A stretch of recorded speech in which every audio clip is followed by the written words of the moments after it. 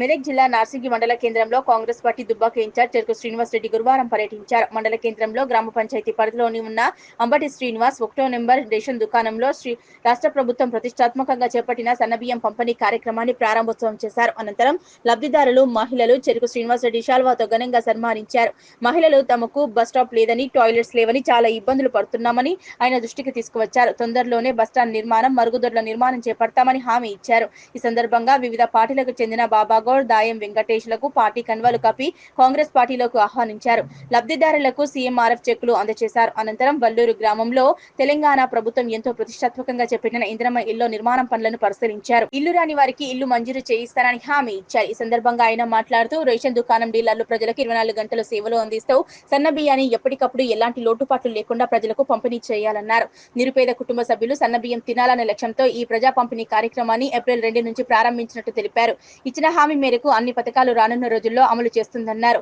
నిరుద్యోగ యువకుల కోసం రాజీవ్ యువ వికాస్ పథకం ద్వారా 5 లక్షల మందికి 6,000 కోట్ల రూపాయల నిధులు మంజూరు చేయడం జరిగిందని, అర్హులైన యువకులందరూ ఈ అవకాశాన్ని సద్వినియోగం చేసుకోవాలన్నారు. ఈ కార్యక్రమంలో ఎస్సీసీఎల్ జిల్లా అధ్యక్షులు జంగర్ల గోవర్ధన్, మండల ఉపాధ్యక్షులు వినోద్ కుమార్, మాజీ telecom board member Anchanuri Rajesh, మాజీ market committee vice chairman NM Rajender Reddy, మండల నాయకులు సంపత్ రెడ్డి, పట్టణ అధ్యక్షులు శ్రీధర్ రెడ్డి, యూత్ అధ్యక్షులు బాజీ స్వామి, మాజీ సర్పంచ్ తాళ్ల కృష్ణగౌడ్, శివనూరు టౌన్ అధ్యక్షులు చాంద్ పాషా, కాంగ్రెస్ నాయకులు ప్రభాకర్, లక్ష్మీ నరసింహులు, ఆటో జానీ పాల్గొన్నారు. ఈరోజు నార్సింగ్ మండలం నార్సింగ్ గ్రామంలో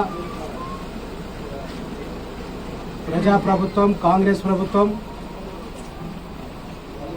పేద ప్రజలకు సన్న బియ్యం అందించాలని ఏప్రిల్ 1 తారీఖు నుంచి ఈరోజు నార్సింగ్ మండలంలో ప్రారంభించడం జరిగింది.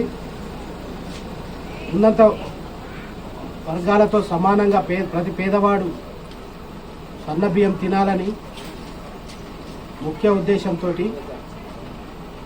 గౌరవ ముఖ్యమంత్రి గారు ప్రతిష్టాత్మకంగా తెలంగాణ రాష్ట్రంలో దేశంలో ఎక్కడలేని విధంగా పేద ప్రజలకు ప్రవేశపెట్టడం జరిగింది. నేను రైతులకు విజ్ఞప్తి చేస్తున్నాను.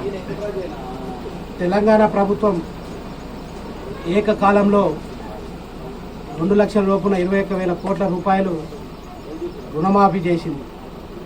ఒక సంవత్సరంలో మరి రైతులందరూ సన్న బియ్యం వేయాలి, సన్న వడ్లు వేయాలి. ఎందుకంటే 500 బోనస్ కూడా ప్రతి క్వింటాల్కు కూడా ప్రభుత్వం ఈరోజు ప్రతి రైతుకు అందిస్తుంది. కాబట్టి మరి ఈ సన్న బియ్య కార్యక్రమం నిర్వీర్యంగా కొనసాగాలంటే, పేద ప్రజలందరికీ అందాలంటే ప్రతి ఒక్క రైతు తెలంగాణ రాష్ట్రంలో దుబ్బాక నియోజకవర్గంలో అందరూ కూడా రాబో రోజుల్లో సన్నోట్లు పండించాల్సిన అవసరం ఉంది. మరి ఒక సంవత్సరంలోనే కేవలం నిరుద్యోగం పెరుగుతూ ఉంది.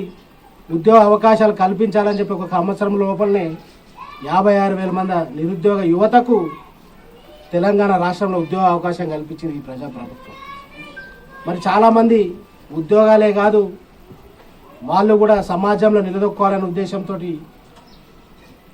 రాజీవ్ యువ వికాసం 4 లక్షల రూపాయల వరకు రుణము, దానిలో 2 లక్షల రూపాయల 70,000 సబ్సిడీ అందించి సెల్ఫ్ ఎంప్లాయ్మెంట్ వాళ్ళకు కలిగించి మరి వాళ్ళు కూడా సమాజాన్ని నిలదొక్కొని వాళ్ళ కుటుంబాలు పోషించుకోవాలి.